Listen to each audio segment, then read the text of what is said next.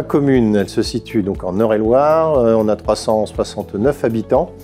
Donc voilà, petite commune rurale, avec la particularité d'être très étendue, donc une mairie et une église à 3 km de distance. Voilà, c'est la spécificité.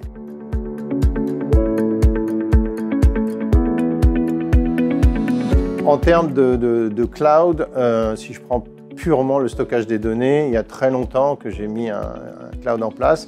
Pourquoi? Parce que étant un maire qui n'est pas toujours à la mairie et qui aime bien avoir aussi visualiser les choses qu'il y a à faire et puis partager avec ma secrétaire de mairie qui ne connaissait pas du tout ce dispositif. Donc je l'ai formé à ça. Donc aujourd'hui on a un système de partage de documents qui permet à la fois, plutôt que de s'envoyer un mail pour dire est-ce que tu peux le corriger, on le corrige directement. Ça c'est le truc assez classique, pareil qui n'existait pas il y a quelques années, qui est venu s'instaurer. Après, tous les logiciels aujourd'hui qu'on utilise sont de toute façon en SaaS. Enfin voilà, il y a pas, c'est fini le temps où on stockait. Alors il y a quand même un stockage de données. En fait, moi j'ai une double sécurité. J'ai à la fois un cloud de sauvegarde et à la fois un disque dur de sauvegarde au cas où. Voilà, il n'y a pas plus que ça. Une commune de 350 habitants comme la mienne, il n'y a pas énormément de données. La question qu'il faudra se poser demain, c'est le problème de la gestion des adresses mail, à la fois dans l'adresse mail elle-même, ou quel opérateur j'utilise, en gros quelle boîte mail j'utilise, est-ce que c'est du Gmail, est-ce que c'est du Orange, ou alors est-ce que c'est lefavril.fr avec un stockage derrière, et l'archivage. Où est-ce que je stocke tous ces éléments pour laisser l'histoire de la commune se construire comme elle s'est fait depuis 200 ans.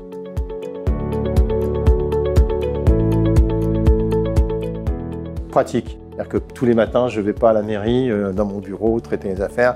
Non, j'y vais généralement une journée par semaine, enfin une demi-journée même par semaine, j'échange avec la secrétaire de mairie.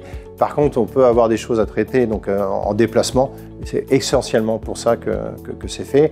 Et avec le temps, effectivement, la notion de stockage des données, c'était fondamental, quoi. Alors après, à nous de vérifier que tous les opérateurs répondent aux règles du RGPD en termes à la fois de stockage et de sécurité.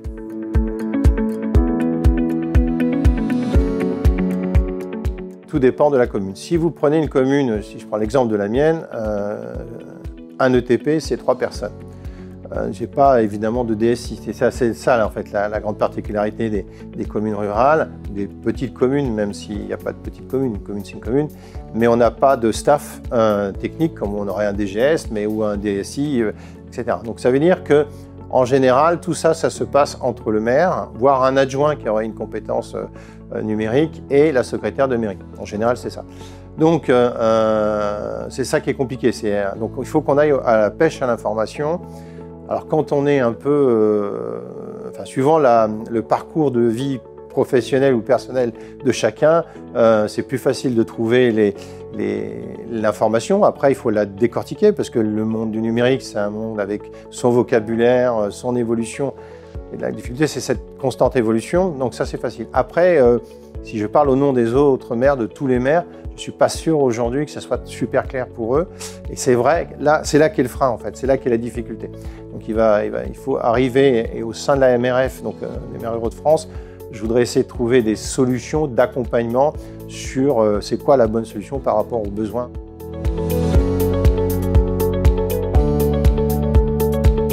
Aujourd'hui, une commune de taille, on va dire, un peu importante, va se poser toutes ces questions par rapport à l'attractivité, sur mettre à disposition des solutions numériques pour l'attractivité, la gestion de sa commune. Il faut qu'on arrive à déjà s'organiser avec du cloud de partage, un truc tout bête.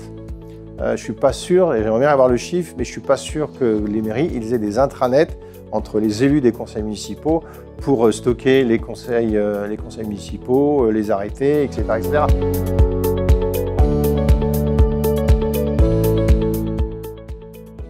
La cybersécurité, c'est un vrai sujet. Oui, la MRF réfléchit. Je pose souvent la question à l'équipe pour qu'on essaye de trouver la solution simple et adaptable au plus grand nombre. En fait, aujourd'hui, il existe plein d'opérateurs, plein de solutions, et les élus et les collègues sont perdus. Et moi-même, qui suis un peu dans le sujet, c'est pas toujours facile de trouver la bonne solution. Donc, on est en train de réfléchir à consulter et à trouver des offres packagées en fonction de la taille de la commune qui répond aux besoins, le plus grand besoin. Après, il n'y a pas d'obligation, mais ça sera, entre guillemets, je mets des guillemets parce que ce n'est pas vraiment un label, mais ça sera labellisé par nous en disant voilà, il y a tel opérateur, telle solution, et on va essayer de les orienter.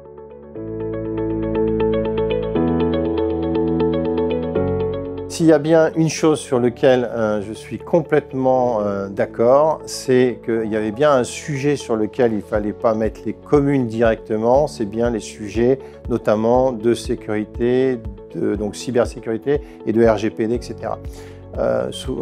J'ai souvent fait le lien en disant on a souvent obligé les communes à transférer des compétences à l'intercommunalité qui n'avaient pas de sens. Mais par contre, on n'a pas non plus transféré ou créé des compétences à l'intercommunalité qui avaient du sens. Et le numérique en est un.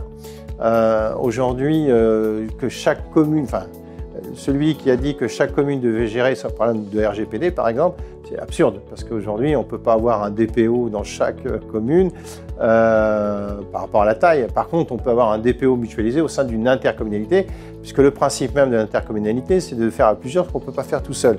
Et donc, ce n'était pas inutile de dire on donne la compétence de la protection des données, du RGPD, voire à l'investissement sur des data, des gestions de data, etc. Moi, demain, ça ne me choque pas, parce que finalement, c'est de la mutualisation et c'est beaucoup plus simple.